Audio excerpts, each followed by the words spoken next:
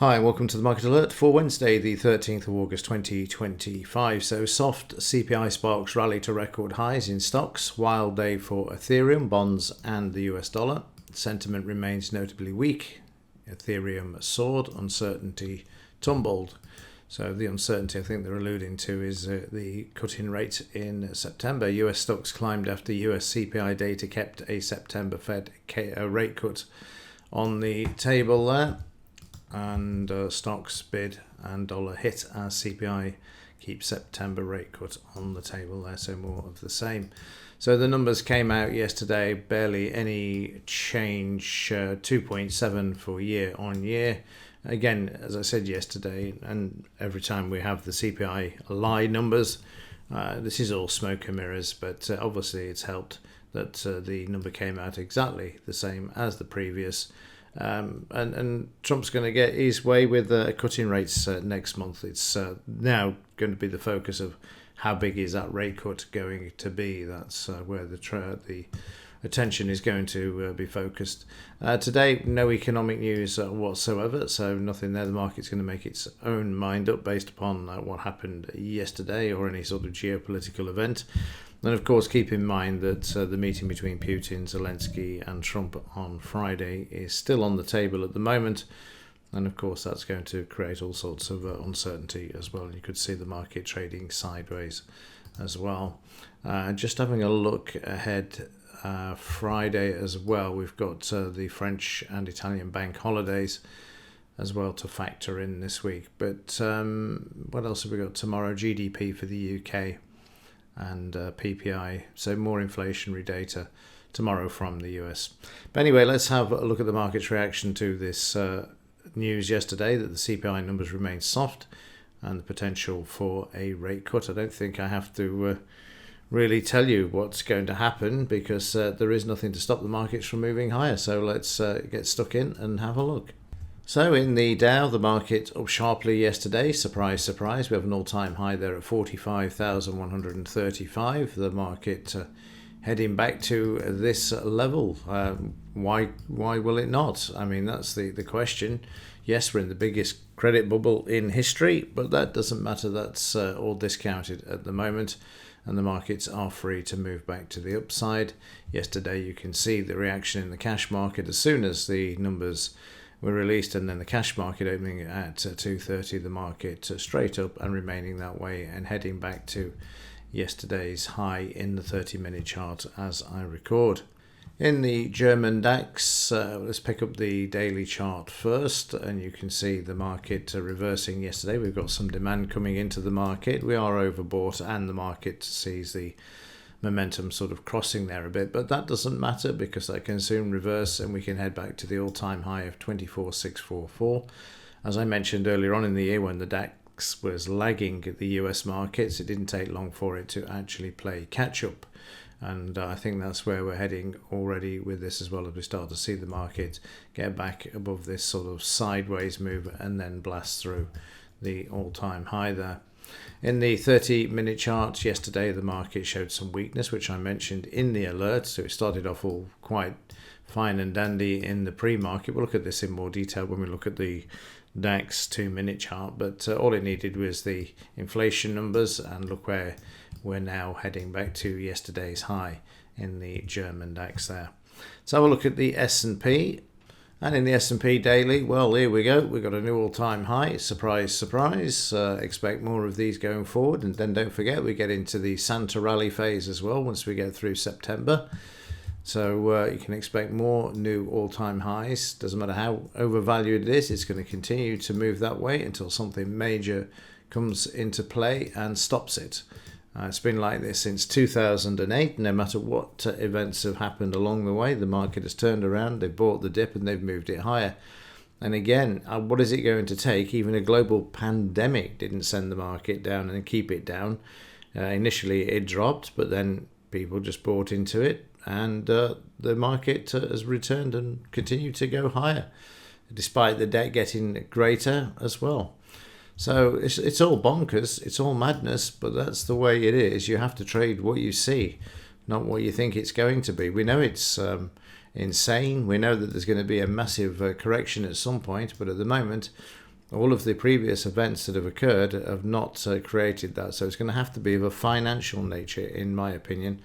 Like the 2008 situation, there's going to have to be some sort of a credit event in order to stop these markets from moving higher. But while they contain it, then it'll continue. So the S&P making new all-time highs. The catalyst there, obviously, the soft inflation numbers, 0.1 difference, actually unchanged, I think.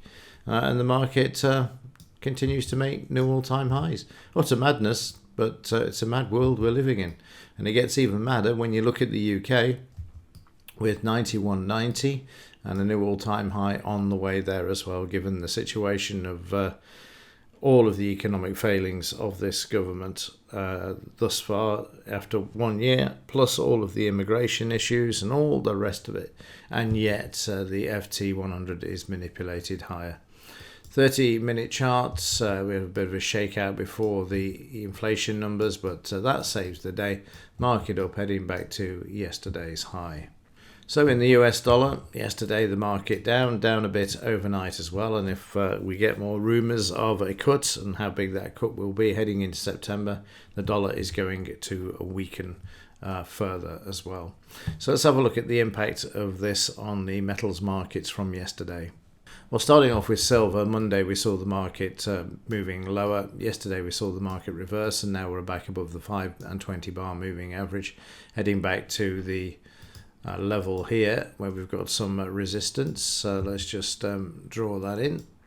So that's at 38.50 is where we've got resistance. This needs to be taken out if we're to have any chance of getting back up to this recent high there of 39.51, which is highly likely that we'll get through this and then continue high, particularly going into September if they do cut rates as well. In the 30-minute chart for yesterday, market down in the pre-market, down on the LBMA, then the news on the inflation numbers, and then Asia's quite happy with this at the moment, moving prices above yesterday's high there as well. Meanwhile, gold, not so, stuck in a sideways range. A lot of talk now about revaluing gold to reduce some of the debt in the US as well. It's no longer a conspiracy theory. There are Fed reports out now talking about this. As with all conspiracy theories, eventually they become not theories, but the truth. And that's what we're likely to see now. When it happens, who knows? It'll come out of the blue. That's for sure. And there you can see yesterday gold's reaction to the CPI numbers, and overnight not really that much interest, maybe some suppression of price for this potential revaluation whenever it does turn up.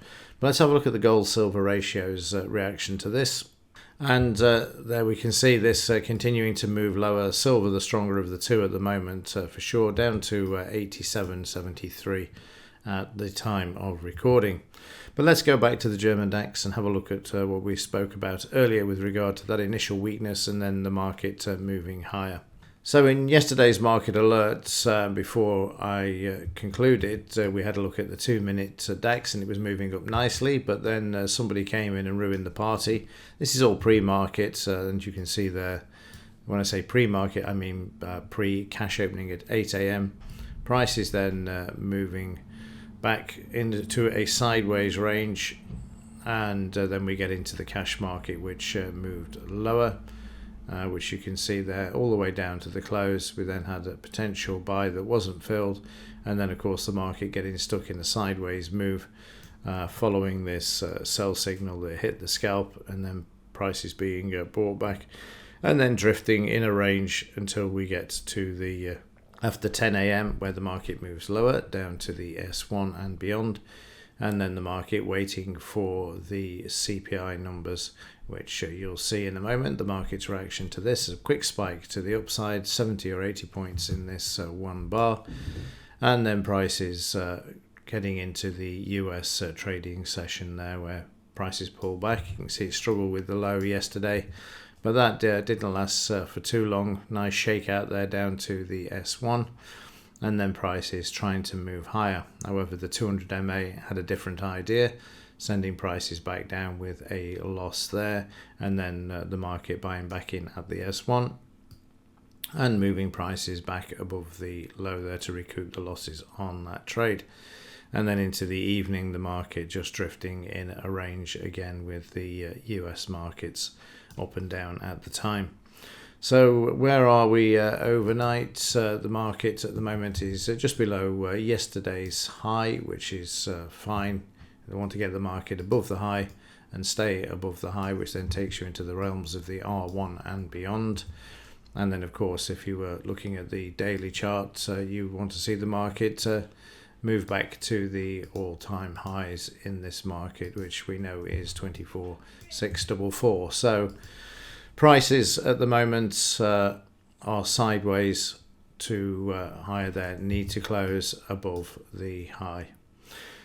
Okay, so that's it for this one. Let's see if the market manages to stay above the high when we kick in at 7 a.m. And if not, then we'll see a bit of a pullback in the cash market when it opens with some selling, having taken advantage of the overnight futures prices moving their bids to the upside. Okay, that's it for this one. As ever, thanks for watching. See you in the next one.